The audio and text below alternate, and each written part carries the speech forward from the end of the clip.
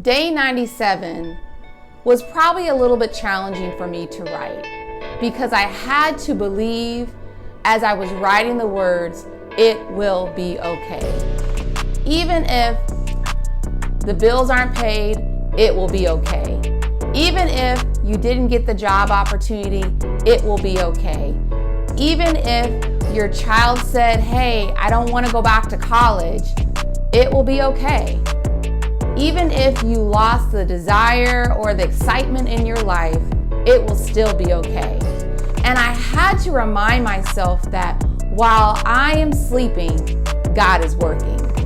While I am stressing out, He's still working.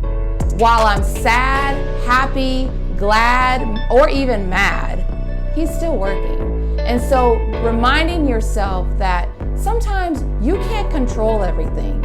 You got to give it to God, and you have to believe that it will be okay.